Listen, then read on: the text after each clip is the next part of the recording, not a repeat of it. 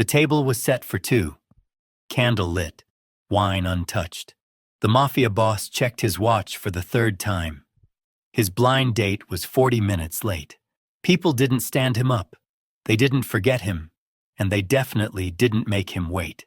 He was just about to stand and leave when something small collided with his leg. He looked down. A little girl, barefoot, hair tangled, her face streaked with dirt and tears. She grabbed his coat with shaking hands and looked up at him. "They beat my mama!" she cried. "She's dying, please." The restaurant went silent. The boss crouched slowly, scanning the room. No adults chasing her. No screams. Just a child who'd run until her lungs burned out. "Who did this?" he asked calmly. The girl pointed toward the dark street outside. "They said if she screamed again, they'd come for me too." In that moment, the mafia boss understood something terrifying. His blind date hadn't stood him up. She had never been coming, and whoever hurt her had just made the worst mistake of their lives. Stay with me until the end, because what he discovers when he follows that little girl turns a simple blind date into a night the entire city will never forget. Before we begin, don't forget to like this video, hit subscribe, and comment where you're watching from. Now, let's get into it. Vincent Torino had never believed in coincidences. 37 years of life had taught him that everything happened for a reason. Every handshake had purpose. Every conversation carried weight. Every bullet found its intended target. But sitting in Romano's that Tuesday evening, he almost let himself believe in chance. Just once. His sister Maria had set up this date, insisting that a man in his position needed someone who understood the weight of silence. Someone who could love him without asking questions about the blood on his shirts or the late-night phone calls that ended with zip codes and cemetery names. "She's perfect for you, Vinny," Maria had promised. "Smart enough to keep up with you. Beautiful enough to make you forget the rest of the world exists, and strong enough to handle what comes with your last name." The reservation was for 8 o'clock. Vincent had arrived at 7:45, not because he was eager, but because punctuality was a form of respect. And in his world, disrespect was a luxury that got people buried in concrete. The restaurant buzzed with its usual Tuesday night energy. Couples sharing intimate conversations over pasta, business associates closing deals over expensive wine, tourists taking photos of their first authentic Italian meal, normal people living normal lives, completely unaware that one of the most dangerous men in the city sat 3 tables away from them, straightening his tie and wondering if love was something he was still capable of feeling. By 8:15, he'd ordered a glass of Chianti. By 8:30, he'd finished it and ordered another. The waiter, a nervous young man with trembling hands, kept refilling his breadbasket without being asked. Word traveled fast in this neighborhood about who Vincent Torino was, and smart people knew to keep him comfortable when he was waiting. But as the minutes ticked by, something cold settled in Vincent's chest. Not anger exactly, disappointment maybe. Or perhaps the familiar weight of realizing that even the simple things, the human things, weren't meant for men like him. He'd been checking his phone every few minutes.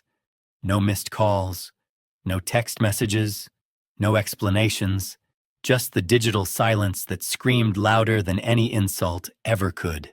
When the little girl crashed into his leg, Vincent's first instinct was pure muscle memory. His hand moved toward the gun beneath his jacket. His eyes swept the room for threats. His body tensed for violence. But then he looked down and saw something that stopped him cold. Terror. Raw, desperate, innocent terror in the eyes of a child who couldn't have been more than 7 years old. Her dress was torn at the shoulder. Dirt smudged her cheek like war paint. Her small feet were bare and bleeding from running on concrete. But it was her eyes that hit him hardest.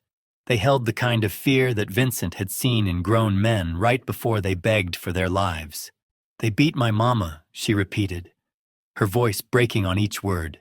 "She's dying, please." The entire restaurant had gone silent. Conversations stopped mid-sentence. Forks paused halfway to mouths. Even the kitchen seemed to hold its breath. as every person in the room processed what they'd just heard. Vincent crouched down slowly, bringing himself to the little girl's eye level. His voice, when he spoke, was gentle in a way that would have shocked anyone who knew his reputation. "What's your name, sweetheart?" "Sophie," she whispered. "Sophie, I need you to tell me exactly what happened. Can you do that for me?" She nodded quickly, wiping her nose with the back of her hand. Mama was getting ready for her date. She was so happy. She put on her pretty blue dress and did her hair all fancy. She said she was going to meet someone very important. Vincent's blood turned to ice water in his veins. Blue dress. Important date. The description his sister had given him flashed through his mind like a neon sign. Elena Morrison, 5'6", dark hair, would be wearing blue. "Chai, where is your mama now?" he asked, though he dreaded the answer. "At home. They came to the door and said they needed to talk to her. But when she opened it, they pushed inside and started yelling. One of them had a big stick. Another one had something shiny in his hand." Sophie's breathing became rapid and shallow as the memory overtook her. "Mama told me to hide in my closet. She said no matter what I heard, I shouldn't come out. But they were hurting her so bad. She was screaming, and then she stopped screaming, and that was worse." Vincent felt something dark and familiar rising in his chest. It was the same feeling he got right before he made someone disappear, the same cold rage that had built his empire and destroyed his enemies, but this time, it was personal in a way that terrified him. "How did you get out?" "The window in my room. I climbed down the tree like Mama taught me. She said if bad men ever came to our house, I should run to the restaurant and find someone to help."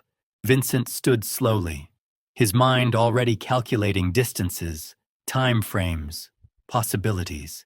Elena Morrison had been getting ready for their date when someone had broken into her home, someone who knew where she lived, someone who knew she'd be alone, someone who'd planned this. The little girl grabbed his hand with both of hers. "Please, you have to help her. The man with the shiny thing said if she made any more noise, they'd come find me next." Vincent looked down at Sophie's tear-streaked face and made a decision that would change everything. Not just for him, not just for Elena, but for every person who'd thought they could touch what was his and walk away breathing. He pulled out his phone and speed-dialed a number. It rang once. "Listen carefully. I'm about to give you an address. I want you to take Marco and Danny and meet me there in 10 minutes. Bring the medical kit. And Tony?" Vincent's voice dropped to a whisper that carried more menace than a scream. "Bring everything else, too." He hung up the phone and looked around the restaurant. Every pair of eyes was still fixed on him and the little girl. The weight of their stares meant nothing to him now. What mattered was the clock ticking in his head and the growing certainty that Elena Morrison was running out of time. Vincent knelt back down to Sophie's level. "I need you to stay right here with Maria," he said, gesturing to the restaurant owner's wife who had appeared from behind the counter. "She's going to take care of you while I go help your mama."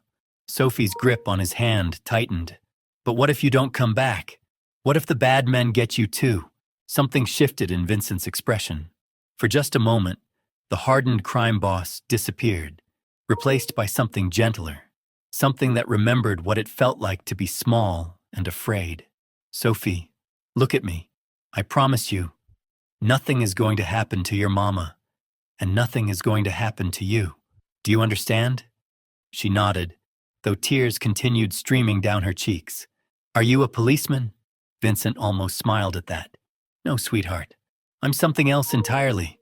Maria, the restaurant owner's wife, approached cautiously. She was a grandmother of 6, with gentle hands and a fierce, protective instinct. "Come here, little one," she said softly, extending her arms to Sophie. "We'll get you cleaned up and find you something to eat." As Sophie reluctantly let go of Vincent's hand, he stood and surveyed the restaurant one final time. The other diners were pretending to return to their meals, but he could feel their nervous energy crackling through the air. They sensed that something significant was about to happen, something that would ripple through the neighborhood for weeks to come. Vincent walked toward the exit, his phone buzzing with incoming calls. His crew was mobilizing. Word was spreading through the network. By now, every soldier in his organization, knew that someone had made a critical error in judgment. The night air hit his face as he stepped onto the sidewalk. Romano's sat on the corner of 5th and Meridian, right in the heart of Little Italy. It was Vincent's territory, his kingdom. Every business owner paid him respect. Every resident knew his name. And now, someone had violated that sacred space by hurting an innocent woman who was supposed to be under his protection. 3 black SUVs rounded the corner in perfect formation. The lead vehicle pulled up to the curb, and Tony Ricci stepped out. He was Vincent's lieutenant, a man whose loyalty had been tested in blood more times than either of them could count. Behind him came Marco and Danny, both carrying duffel bags that clinked softly as they moved. "Boss," Tony said, his voice all business. "What's the situation?" Vincent handed him a piece of paper with Elena's address scrawled across it. "A home invasion. Woman named Elena Morrison. She was supposed to be my date tonight. Instead, she's lying bleeding in her apartment while her 7-year-old daughter runs barefoot through the streets looking for help." Tony's jaw tightened. In their world, there were rules. Unwritten codes that separated them from common criminals. You didn't hurt women, you didn't terrorize children, and you definitely didn't interfere with Vincent Torino's personal life. "How many?" Marco asked, checking his weapon. "Unknown. But Sophie mentioned at least 2, maybe 3. One had a bat. Another had a blade of some kind." Danny whistled low. "They came prepared for violence. They have no idea what violence actually looks like," Vincent replied coldly. "But they're about to learn." The convoy moved through the streets with practiced efficiency. Vincent sat in the passenger seat of the lead vehicle, his mind racing through possibilities. Who knew about his date tonight? Who had access to Elena's address? Who would be stupid enough to target someone connected to him? The answers would come soon enough. They always did when Vincent applied the right kind of pressure. Elena Morrison lived in a converted brownstone on Maple Street, about 12 blocks from the restaurant. It was a quiet residential area, the kind of place where neighbors knew each other's names and children played on the sidewalks until their parents called them in for dinner. As they approached the building, Vincent could see that something was very wrong. The front door stood slightly ajar. Light spilled from the second-floor windows, but the curtains were drawn tight. A black sedan sat parked across the street, its engine still warm. "That's not her car," Vincent said, noting the license plate. "Tony, run those numbers." While Tony made the call, Vincent studied the building's layout. 2 stories, fire escape on the east side, single entrance in the front. If Elena's attackers were still inside, they'd trapped themselves in a box with only one way out. Perfect. Tony hung up his phone. Registered to Marcus Webb. 3 priors for assault, 2 for breaking and entering. Known associate of the Castellano crew. Vincent's blood went arctic. The Castellanos were a rival family that had been testing boundaries for months. Small provocations, territorial disputes, nothing worth starting a war over. Until now. "They're not random thugs," he said quietly. This was a message. Marco chambered around in his pistol. What kind of message? The kind that gets people buried in shallow graves. Vincent's phone buzzed with a text message. Unknown number. He opened it and felt his world tilt sideways. "We have your girlfriend. If you want her back breathing, you'll meet us at the warehouse on Dock Street. Come alone. 1 hour." The warehouse on Dock Street belonged to the Castellanos. It was their primary meeting location, a place where business was conducted and problems were solved permanently. They weren't just holding Elena hostage, they were declaring war. "Boss?" Tony asked, noticing the change in Vincent's expression. Vincent showed him the message. Tony's face darkened as he read it. It's a trap. Of course it's a trap. But they made one crucial mistake.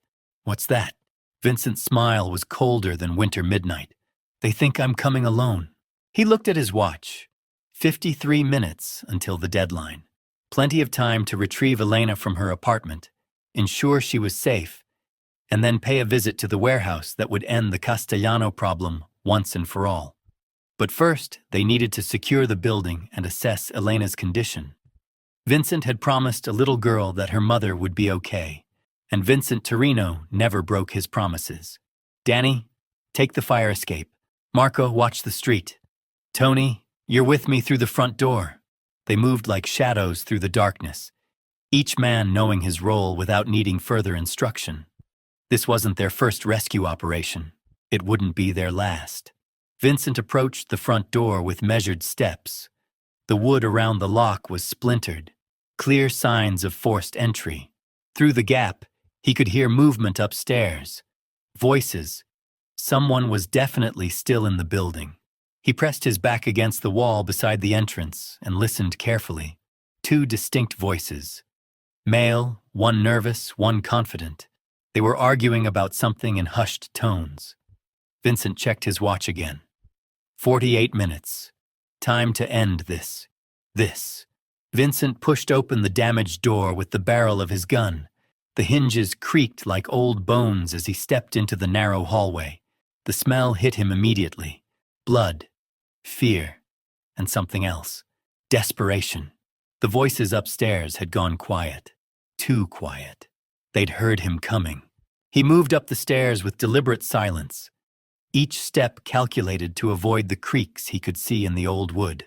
Tony followed 3 steps behind, his weapon drawn but pointed down. Both men had done this dance before. Both knew that speed mattered less than precision when lives hung in the balance. The apartment door at the top of the stairs stood wide open. Through the gap, Vincent could see overturned furniture, a broken lamp, picture frames scattered across hardwood floors like fallen leaves. And there, on the living room floor, lay a woman in a torn blue dress. Elena Morrison. She was conscious, but barely. Her left eye was swollen shut.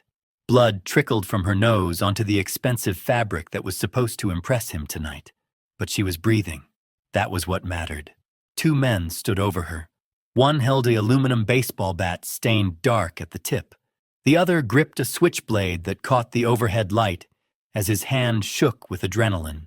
They looked up as Vincent appeared in the doorway. For a moment, nobody moved. The apartment existed in a pocket of suspended time where violence hung thick as smoke in the air. The man with the bat spoke first. "Vincent Torino, right on schedule." "Marcus Webb," Vincent replied, recognizing the face from police files Tony had shown him. "I was hoping you'd still be here." Marcus laughed, but it sounded forced, nervous. "You got our message then. Good. Makes this easier." "What makes it easier is that you're both too stupid to run when you had the chance." The man with the knife shifted his weight. Sweat beaded on his forehead despite the cool evening air flowing through the broken window. "We got orders, Torino. Nothing personal." "Orders from who?" "You know who." Vincent did know. This had Sal Castellano's fingerprints all over it. The old man had been pushing boundaries for months, testing Vincent's resolve, seeing how far he could go before the younger boss pushed back. Tonight, he'd gone too far. "Elena," Vincent said softly, not taking his eyes off the 2 men. "Can you hear me?" A weak nod from the floor. She tried to speak but only managed a whisper. "Sophie, she's safe. I promise you, she's safe." Relief flooded Elena's battered features. Even through her pain, even with strangers threatening her life, her first thought was for her daughter. Vincent felt something twist in his chest, something he hadn't experienced in years. "Touching reunion," Marcus said, raising the bat. "But we got business to finish." "Yes," Vincent agreed. "We do." What happened next took less than 3 seconds. Vincent stepped left as Tony stepped right. The man with the knife lunged forward, but Tony's bullet caught him center mass before he'd moved 2 feet. He dropped like a marionette with severed strings. Marcus swung the bat in a wide arc toward Vincent's head. Vincent ducked under it, grabbed Marcus by the throat, and slammed him against the wall hard enough to crack the plaster. The bat clattered to the floor. "Now," Vincent said, his voice deadly calm, "let's talk about those orders." Marcus gasped for air, clawing at Vincent's hand around his windpipe. His face was turning purple. "I can't breathe." Vincent loosened his grip slightly, just enough for Marcus to speak. The warehouse. Sal wants to meet. I know about the warehouse. What I want to know is why he thought threatening an innocent woman would get my attention. He said you were getting soft. Needed to remember. Remember what happens when you let your guard down. Vincent's grip tightened again. Soft? Marcus nodded frantically. Said the old Vincent would never fall for some nobody woman. Said it made you weak. And what do you think, Marcus? Do I seem weak to you right now? Terror flooded Marcus's eyes as he realized his mistake. Vincent Torino wasn't weak. He was something far more dangerous. He was motivated. Please, Marcus wheezed. I got kids. So does she, Vincent said, glancing toward Elena. Did that stop you? The silence stretched between them like a tightening wire. Then Vincent made his decision. Tony, call an ambulance for Elena. Then call Dr. Reeves and tell him I need him at the safe house in 30 minutes. What about him? Tony gestured toward Marcus. Vincent looked at the man whose throat he still held. Marcus was sobbing now, understanding that his fate rested entirely in the hands of someone he'd just made a mortal enemy. He's going to deliver a message for me. Vincent released his grip. Marcus collapsed to his knees, gasping and coughing. Vincent crouched down beside him. Here's what you're going to tell Sal Castellano. You're going to tell him that Vincent Torino accepts his invitation to the warehouse. You're going to tell him that I'll be there in exactly 1 hour. And you're going to tell him that when I arrive, he better have a damn good explanation for why he thought it was acceptable to put his hands on my family. Marcus looked up, confusion mixing with fear on his face. Family? But you ain't even married. Vincent's smile was arctic. I am now. He stood and walked to Elena, kneeling beside her broken form. Her good eye focused on him with effort. Elena, I need you to listen carefully. Paramedics are coming to take you to the hospital. But first my doctor is going to check you over. Make sure nothing's too serious. She tried to sit up, but winced in pain. Sophie, where is Sophie? Safe. She's at Romano's with Maria Benedetto, the woman who runs the restaurant kitchen. She's feeding her soup and probably too much ice cream. A ghost of a smile crossed Elena's lips. She loves ice cream. When you're feeling better, we'll take her for ice cream every day if she wants. Elena's hand found his. Her grip was weak but determined. Vincent, I know who you are. Maria told me stories about your family when she set this up. I know what kind of life you live. Vincent nodded. I won't lie to you about what I am. I'm not asking you to. I'm asking you, when you go to that warehouse tonight, promise me you'll come back. The weight of her words hit him harder than any punch he'd ever taken. Someone was worried about him coming home. Someone cared whether he survived the night. It was a feeling he'd forgotten existed. I promise, he said. She squeezed his hand tighter. We need someone who keeps their promises. Then it's a good thing that's exactly what I am. Shatita, the ambulance arrived 12 minutes later, followed closely by Dr. Reeves in his black Mercedes. Vincent watched as Elena was loaded onto a stretcher, her eyes never leaving his face until the doors closed and the vehicle disappeared into the night. Marcus Webb sat handcuffed to a radiator, his message delivered via phone to Sal Castellano's personal number. The response had been immediate and predictable. The warehouse. 1 hour. Come alone or the woman dies. Except Elena wasn't at the warehouse. She was on her way to the best trauma center in the city, surrounded by people Vincent trusted with his life. Sal's leverage had just evaporated like morning mist. Vincent checked his watch. 37 minutes until the meeting. Plenty of time to collect his thoughts and prepare for what would likely be the most important conversation of his criminal career. Boss, Tony said, holstering his weapon. You want us to scout the warehouse first? No. I want you to do something more important. Vincent pulled out his phone and showed Tony a photo. This is Sophie Morrison, 7 years old, currently eating ice cream at Romano's. I want you to take her to the safe house on Elm Street. Make sure she has everything she needs. Toys, books, whatever kids like. You're really doing this, aren't you? Taking on a ready-made family? Vincent considered the question. 6 hours ago, he'd been a bachelor with no attachments beyond his criminal organization. Now he was responsible for a woman in the hospital and her terrified daughter. It should have felt overwhelming. Instead, it felt like purpose. Tony, in our line of work, how many people do you think actually mourn when we die? Tony thought about it. Our crew. Some of the old-timers who remember when your father ran things. Exactly. A handful of criminals and nobody else. But tonight, a little girl ran through dark streets looking for someone to save her mother. And somehow, she found me. Could be coincidence. I don't believe in coincidence.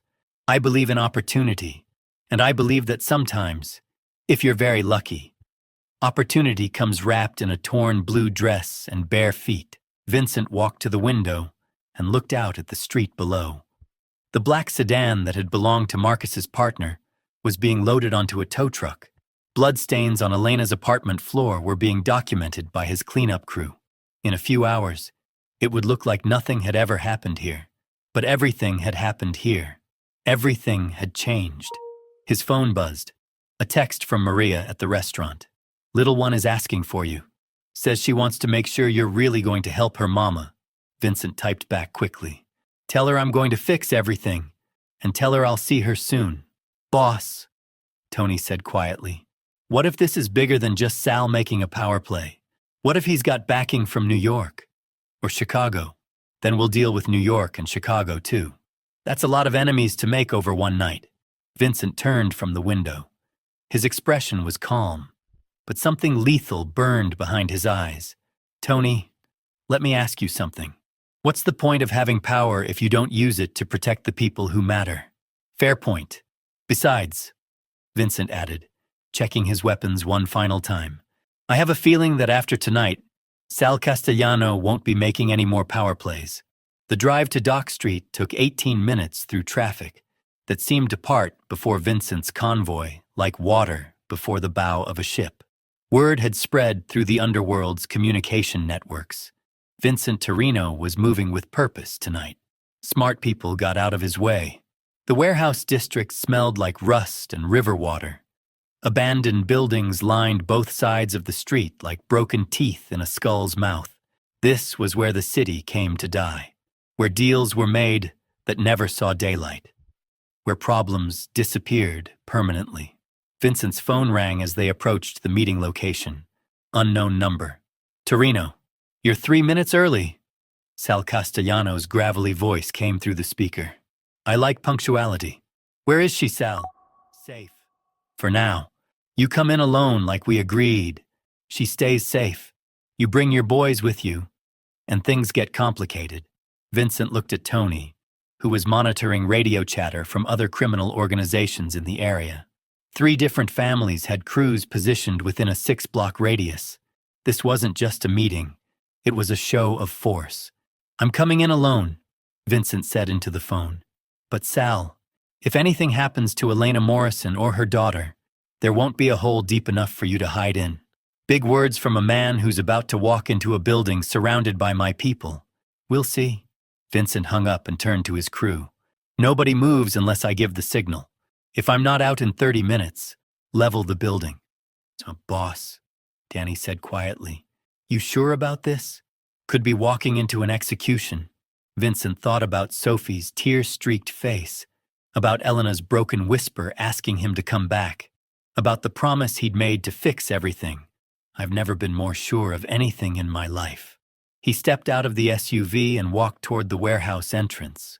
Behind him, the night held its breath and waited to see what kind of man Vincent Torino really was when everything he'd started to care about hung in the balance.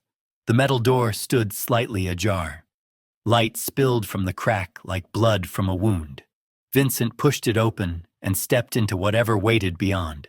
The warehouse was exactly what he'd expected. High ceilings, shadows that could hide an army, the smell of motor oil and old violence. And in the center of the space, under a single hanging light bulb, sat Sal Castellano at a folding table. He was alone, or appeared to be alone. "Vincent," Sal said, not standing. "Thanks for coming." "Where is she?" "Straight to business." "I respect that." Sal gestured to an empty chair across from him. "Sit. Let's talk about the future." Vincent remained standing. I asked you a question, and I'll answer it. After we have our conversation, the silence stretched between them like a tightrope. Vincent could feel eyes watching him from the shadows. How many guns were trained on him right now? How many men were waiting for Sal's signal? It didn't matter. He'd walked into worse situations and walked out alive. Tonight would be no different. You made a mistake, Sal, Vincent said finally. Did I? From where I'm sitting, it looks like I got your attention pretty effectively. You got my attention, but you also declared war on my family, and that's a mistake you don't get to walk away from. Sal laughed, but it sounded hollow in the empty space. Family? You mean the woman you've known for 6 hours? I mean the woman who trusted me to protect her daughter. The little girl who ran through dark streets looking for help and somehow found me. That's my family now, Sal, and you hurt them. I barely touched them. A little scare tactic to get you here. Elena Morrison is in the hospital with a concussion and 3 broken ribs. Her daughter is traumatized. You call that barely touching them? For the first time, uncertainty flickered across Sal's face. The hospital. Did you think I'd leave her bleeding on her apartment floor while I came to play games with you? Vincent pulled out his phone and showed Sal a photo that Dr. Reeves had sent 20 minutes earlier. Elena in a hospital bed, conscious and stable, but clearly injured. He pushed the barrel of his gun against Vincent's forehead, but Vincent didn't flinch. The warehouse erupted into chaos as Tony's voice crackled through hidden speakers. Boss, we've got movement on all sides. Danny's in position. Marco has the high ground. Vincent smiled coldly. I told you I was coming alone, Sal. I never said my boys weren't already here. The gunfire lasted exactly 47 seconds. When the smoke cleared, Sal Castellano lay bleeding on the concrete floor. His empire crumbling around him like everything he'd built was made of sand. Vincent walked out of that warehouse a different man than the one who'd entered. Not because of the violence. He'd seen plenty of that. But because waiting for him outside was Tony, holding the hand of a little girl in a clean dress who'd been brave enough to save her mother's life. Sophie, Vincent said, kneeling down to her level. How's your mama? She's awake. She asked me to give you this. Sophie handed him a folded piece of paper with shaky handwriting. Thank you for keeping your promise. 6 months later, Vincent Torino married Elena Morrison in a small ceremony at Romano's restaurant. Sophie walked her mother down the aisle, wearing the biggest smile anyone had ever seen. Sometimes the best things in life happen when your plans fall apart completely. When blind dates turn into rescue missions. When strangers become family. When a little girl's courage changes everything. That night, Vincent learned something more valuable than all the power he'd accumulated in 37 years. He learned that real strength isn't about making people fear you. It's about making sure the people you love never have to be afraid. And that's a lesson worth remembering. No matter what kind of life you're living, sometimes the most important appointments are the ones you never plan to keep.